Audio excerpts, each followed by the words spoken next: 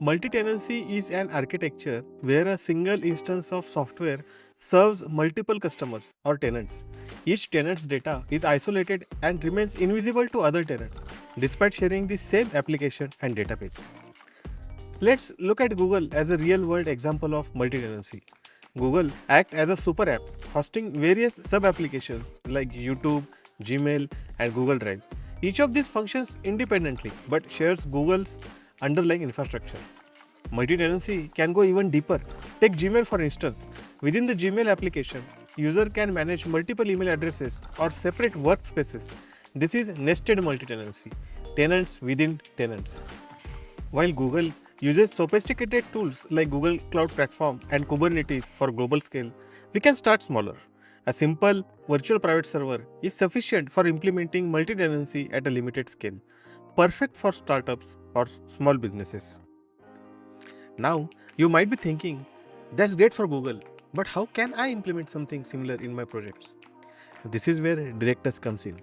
Directus is a powerful, flexible, headless CMS that helps us to create a multi-tenancy structure similar to Google's but tailored to our specific needs. By using Directus, we can set up a primary application as our super app and create multiple Directus instances as our sub-applications or tenants. Each tenant can have its own data structure, user roles, and permissions. The beauty of this approach is its scalability. You can start with a single VPS hosting your Directus instance, and as your user base and monthly recurring revenue or MRR grows, you can scale up to more powerful servers, implement load balancing, or even transition to a containerized setup. This approach offers several benefits: efficient resource utilization, easier maintenance and updates, cost effectiveness, and the flexibility to scale as your business grows. Now let's discuss how we will structure our project in terms of code repositories.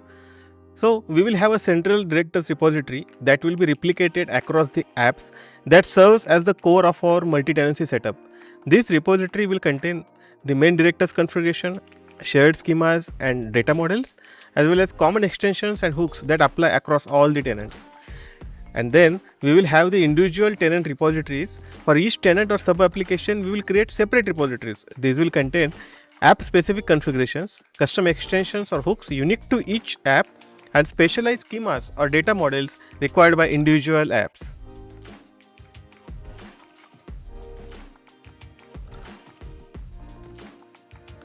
So this is the quick overview of our database schema. Here we will be utilizing the default Directus users and Directus roles, and along with that we will be creating the app users. Those are the user profiles which details are linked to apps like sub applications, and as well as app roles, which are the app specific roles within the multi-tenancy.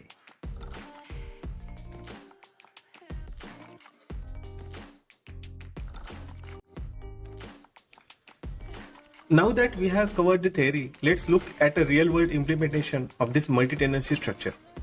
We will examine yohita.com, which is our own website, which serves as an excellent example of the concepts which we have discussed. yohita.com functions as our super app, hosting multiple applications within its ecosystem. This practical implementation demonstrates how the multi-tenancy architecture we have described can be applied to create a versatile, scalable platform. Here are some key points about this multi-tenancy architecture.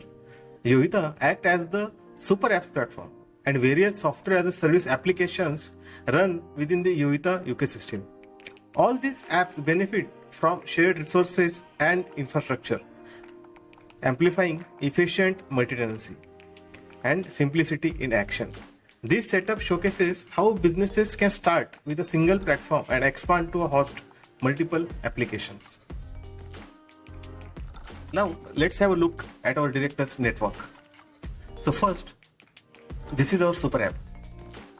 We call it as a matrix. This super app contains configuration information of all the apps hosted on this super app. So these are some super apps. Next are modules.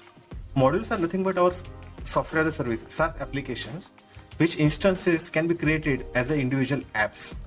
So it's a multi-tenant setup.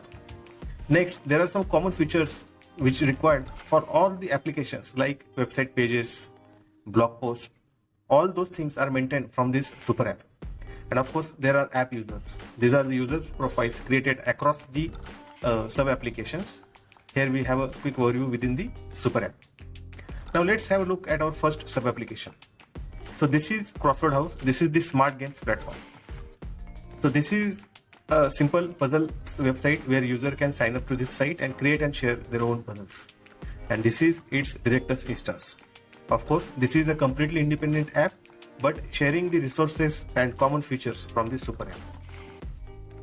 Now, this is our second sub application called mybiodata.link. This is also the independent application utilizing the shared feature from our super app, and this is its Directus instance.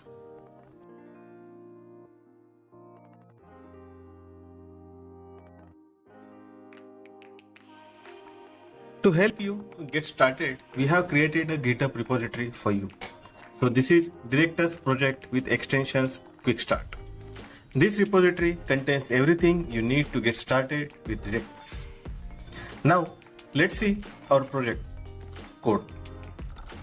So this is my project, one of my sub application, and here I have two extensions. First is Matrix Client API or Super API. So this extension keep my current Directus instance in sync with the super app. So my sub application Directus instance will have user and app details in sync with the super app, and this is the my bundle. So this bundle is specifically contains the features, hooks or APIs specific for this repository or for this sub application.